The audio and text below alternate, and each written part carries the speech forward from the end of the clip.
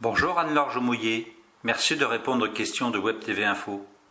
Que dites-vous à ceux qui pensent que vous êtes trop jeune pour devenir le maire de La Rochelle? Alors je leur dis que je comprends leur inquiétude, mais qu'ils n'ont pas à être inquiets de ce phénomène. C'est vrai que nous n'avons pas l'habitude en France de voir des candidats jeunes aux élections, quel que soit le scrutin, et ce qui est justement une spécificité française. Dans beaucoup d'autres pays, il y a beaucoup plus de diversité d'âge chez les élus.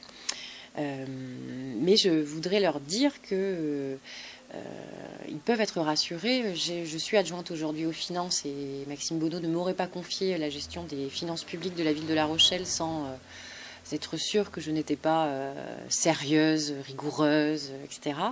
J'ai été élue pendant 2 ans à la sécurité, où c'était un travail un peu compliqué, qui demande une certaine maturité, de discuter avec le directeur départemental de la sûreté publique, le directeur de cabinet du préfet pour mettre en place des choses communes, des actions communes. C'était aussi des négociations difficiles parce qu'il fallait aboutir à des réponses communes, justement.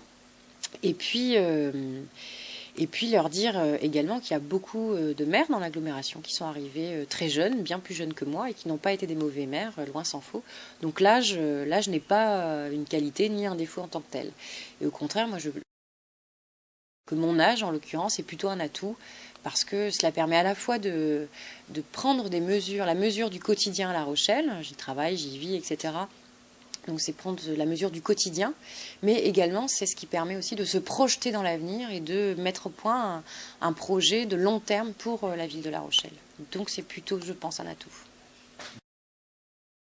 Vous faites beaucoup de propositions dans votre programme. Vont-elles coûter cher aux Rochelais?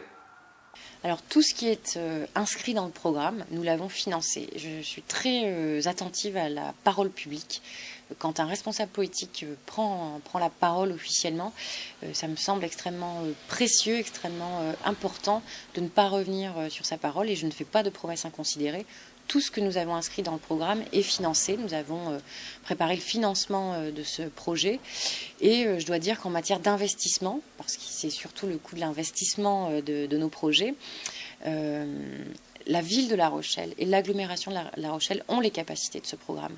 Ville de La Rochelle, quand ça va moins bien, c'est 25 millions d'investissements par an. Quand ça va bien, c'est 30 millions d'investissements par an, sans augmenter la dette. L'agglomération de La Rochelle, c'est entre 65 et 70 millions d'euros par an d'investissement. Ça veut dire 100 millions d'euros par an d'investissement. Et avec 100 millions, on peut en faire des choses. Et tous les projets que vous trouverez dans mon programme sont financés par cette politique d'investissement. Encore une fois, sans endetter la ville et sans augmenter les taux d'impôt de la ville de La Rochelle sur le mandat. Donc, tout est financé. Une des priorités de votre programme, c'est quoi? La question de la santé, qui me semble prioritaire, parce qu'on assiste à vraiment un vieillissement de la population rochelaise, et notamment un vieillissement qui s'accompagne pour les personnes âgées d'une grande solitude, un grand isolement de beaucoup de personnes âgées. Et le traitement politique de cette question, de cet enjeu, est fondamental. Et cela passe par une coordination des acteurs associatifs, notamment des questions de la santé. Ça correspond aussi à un traitement de l'espace public qui soit lié à cet enjeu. L'espace public doit être approprié aux usages qu'on en fait et aux usages de toute la population. Donc une accessibilité de tous les espaces publics, des espaces publics partagés par tous, un traitement par une qualité particulière de l'espace public, des parcours santé, des bancs, ce genre de choses. Et le troisième grand projet, grand axe, je dirais, de mon programme, c'est la question de la participation des citoyens. La politique, je le dis et je le répète en permanence, n'est pas réservée à une partie de la population, à une classe sociale de la population. Elle appartient à tous, à nous de mettre en œuvre les moyens qui permettent à tous les citoyens de s'approprier l'espace politique, l'exercice d'un mandat électoral, l'exercice politique. Si vous êtes élu maire de La Rochelle, continuerez-vous à entretenir des relations privilégiées avec les habitants? Ah bah bien sûr, et là aussi je dis souvent que la façon dont on mène une campagne est révélatrice de la façon dont on gérera ensuite les équipes et dont on animera la ville. Et cette campagne que j'ai voulu vraiment de grande proximité, de grande disponibilité avec les citoyens, elle montre la façon dont ensuite on se comportera, toute l'équipe se comportera lorsque nous serons élus.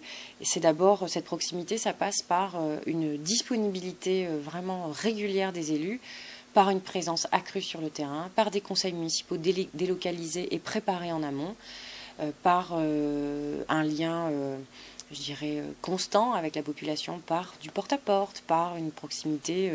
Voilà, on ne peut pas être sur les marchés qu'au moment des élections, on doit y être en permanence. Par des permanences aussi sans rendez-vous. Voilà, moi, tous les mois, un samedi par mois, je veux que le maire et son équipe proposent des permanences sans rendez-vous à tous les citoyens rochelais pour traiter de tous les sujets qu'ils voudront. Votez Anne-Laure Jaumouillet. Est-ce la garantie pour les Rochelais de trouver un emploi?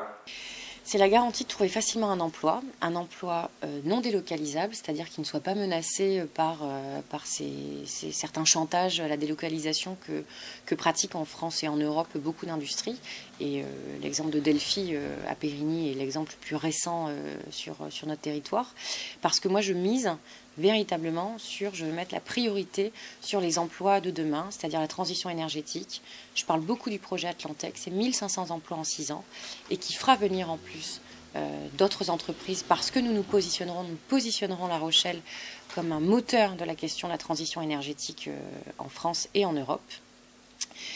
Et donc c'est la création d'emplois, mais c'est aussi l'accès à l'emploi, et donc il faut favoriser le lien entre la parentalité et l'emploi, et pour cela nous développerons des modes de garde un peu alternatifs, et notamment qui correspondent aux horaires décalés de beaucoup de travailleurs. Merci d'avoir répondu à nos questions. Merci à vous.